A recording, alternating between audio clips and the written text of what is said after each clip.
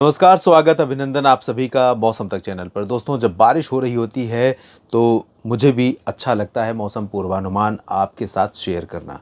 और अच्छा लगता है क्योंकि ये खबर अच्छी होती है, और अच्छी इस समय इसलिए है क्योंकि फसलें उन जगहों पर जहाँ पर आखिरी चरण में अगर अब बारिश नहीं होती तो नुकसान हो सकता था, इस बारिश से फ़ायदा होगा। और किसान भाइयों के लिए मौसम यानी बारिश, मानसून की सक्रियता, अधिक बारिश, कम बारिश, ये सब चीज़ें बिल्कुल आजीविका से जुड़ा हुआ प्रश्न है। और अगर मौसम साथ नहीं देता है तो किसानों की समस्याएं बहुत बढ़ जाती हैं, जो कि इस बार बढ़ी हुई हैं। बहुत सारे किसान इस बारिश से निश्चित तौर पर खुश नहीं होंगे और यही बोल रहे होंगे कि का वर्षा जब कृषि सुखाने, क्योंकि लंबे समय तक इंतज़ार करते रहे, थक गए, फसलें सूख गईं, फसलें नष्ट हो गईं, बड़े पैमाने पर ये हाल हुआ है।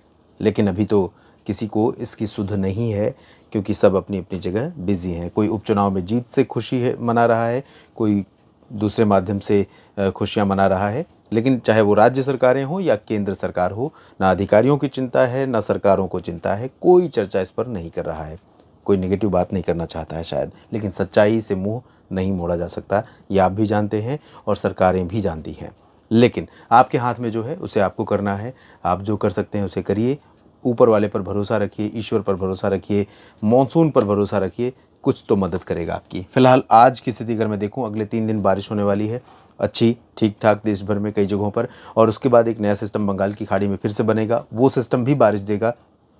इस प्रकार देखें तो मॉनसून बहुत जल्दी वापसी नहीं करेगा। और दूसरी बात ये कि सितंबर के आखिर तक ठीक ठाक बारिश होने की संभावना है। मुझे लगता है कि सितंबर में जितनी बारिश होती है उतनी औसत वर्षा देखने को मिल जाएगी। लेकिन जो 11% की डेफिशिएंसी हो चुकी है अगस्त महीने में, और अगस्त महीने में जो कम बारिश हुई थी उसके चलते, वो डेफिशिएंसी ये बारिश कम कर पाएगी कि नहीं, ये अभी मैं नहीं कह सकता हूँ। अभी हम 9 सितंबर पर हैं, अभी 21 दिन बाकी है इस महीने का। 21 दिनों में बहुत ज़बरदस्त बारिश होगी, और वो भी पैन इंडिया, तब जाकर के उसमें थोड़ा परिवर्तन शुरू होगा। एक दिन जितनी बारिश पूरे भारत में रिकॉर्ड की जाती है, उससे लगभग इस समय 7 मिलीमीटर, 7.5 मिलीमीटर के आसपास एक दिन की औसत वर्षा है पैन इंडिया। और अगर 1% बारिश को कम होना है, यानी इस समय तक जो बारिश रिकॉर्ड की गई है लगभग 600 मिलीमीटर के आसपास, तो उसमें एक 11% की कमी है। अगर पूरे भारत में जितनी बारिश होती है 6 मिलीमीटर होती है, इसकी डबल होगी, 12 मिलीमीटर, 7 मिलीमीटर होती है 14 मिलीमीटर, 14 मिलीमीटर बारिश होगी, तब जाकर के इसमें से 11% में से 1% नीचे आएगा।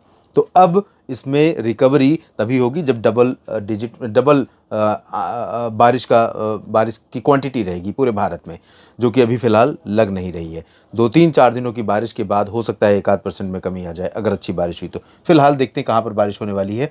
पूर्वोत्तर में असम और मेघालय तथा इधर नागालैंड और मणिपुर में कई जगहों पर भारी वर्षा हो सकती है। अरुणाचल प्रदेश, मिज़ोरम और त्रिपुरा में भी कई जगहों पर बारिश की संभावनाएं दिखाई दे रही हैं।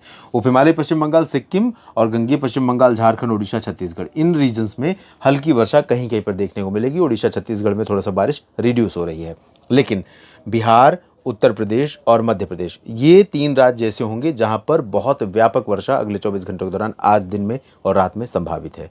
और बहुत व्यापक मतलब दायरा ज़्यादा रहेगा।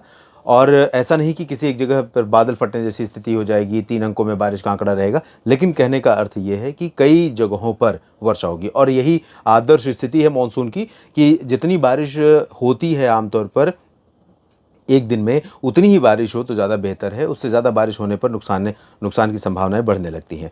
प्लस इक्वल डिस्ट्रीब्यूशन हो, यानी समान वितरण हो बारिश का। ऐसा ना हो कि एक जगह पर बहुत ज़्यादा और बाकी जगहों पर सूखा।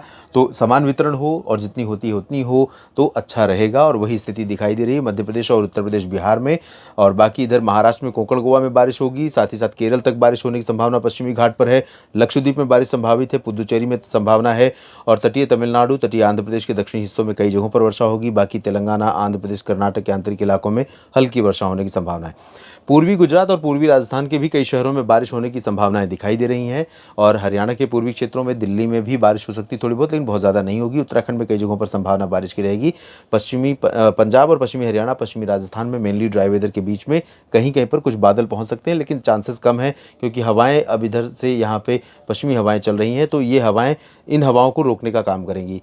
जम्मू कश्मीर, हिमाचल में बारिश की उम्मीद आज कम नज़र आ रही है। और कल की संभावना ये रही, कल यानी कि 10 सितंबर की, 2 दिन का शिखर सम्मेलन भारत आयोजित कर रहा है। दिल्ली में ये आयोजन आज और कल होना है और दिग्गज नेता दुनिया के पहुंच चुके हैं, उनकी बैठकें हो रही हैं और इस दौरान मौसम की तरफ से बहुत व्यवधान नहीं रहेगा, लेकिन कुछ रिमझिम फुहारें कुछ एक जगहों पर पड़ सकती हैं, आज भी और कल भी। इससे ज़्यादा की उम्मीदें नहीं हैं।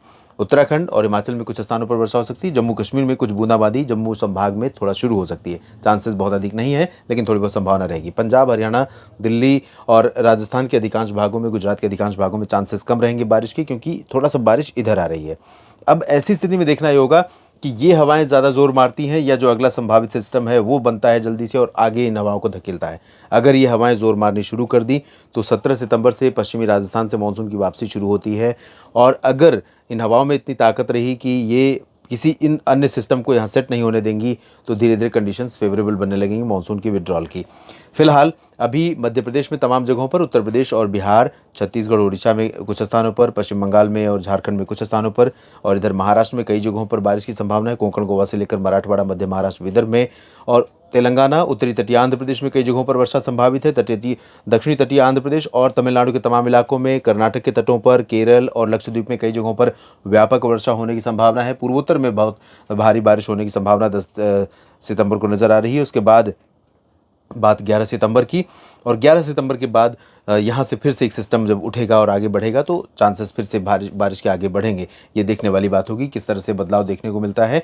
और यहाँ पूर्वोत्तर में अच्छी बारिश होगी और झारखंड, पश्चिम बंगाल, बिहार में, ओडिशा और छत्तीसगढ़, मध्य प्रदेश और उत्तर प्रदेश के पूर्वी हिस्सों में, इन सभी भागों में कई जगहों पर वर्षा 11 सितंबर को भी जारी रह सकती है। बाकी मध्य प्रदेश के पश्चिमी भाग, गुजरात, राजस्थान, हरियाणा, पंजाब, दिल्ली, इन भागों में शुष्क मौसम रहेगा। महाराष्ट्र, तेलंगाना, आंध्र प्रदेश, कर्नाटक, तमिलनाडु, केरल, इन सभी भागों में कुछ स्थानों पर हल्की वर्षा 11 सितंबर को देखने को मिलने वाली है। तो फिलहाल मौसम के लिहाज से देखें तो काफ़ी सक्रिय सप्ताह या काफ़ी सक्रिय समय अभी चल रहा है और अनुमान ये है कि अगला जो सिस्टम होगा वो अगर स्ट्रॉन्ग रहा तो वो अभी पश्चिम से पश्चिमी हवाओं को आने से रोकेगा और मानसून की वापसी रुकेगी, जिससे सितंबर के आखिर तक अच्छी बारिश होती रहेगी और एटलीस्ट जो फसलें बच सकी हैं उनको बचाने में मदद मिलेगी। फिलहाल अगले 3 दिनों के मौसम पूर्वानुमान के इस बुलेटिन में इतना ही। बने रहिएगा मौसम तक चैनल और न्यूज़ मीडिया मंच के साथ।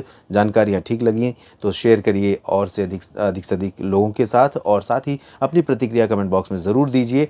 और चैनल को आपने सब्सक्राइब कर ही रखा है, मुझे पूरा विश्वास है। नहीं किया है दोस्तों तो ये आपके लिए बहुत ज़रूरी है और एक छोटी सी क्लिक से आपके मेरा सपोर्ट होगा और मेरा सपोर्ट होगा तो मैं और मनोयोग से और दृढ़ता के साथ आपके साथ जुड़ा रहूँगा किसी भी परिस्थिति में और आपको सटीक पूर्वानुमान बताने का, सटीक मौसम की जानकारी देने का प्रयास करता रहूँगा। आप सभी का बहुत बहुत शुक्रिया।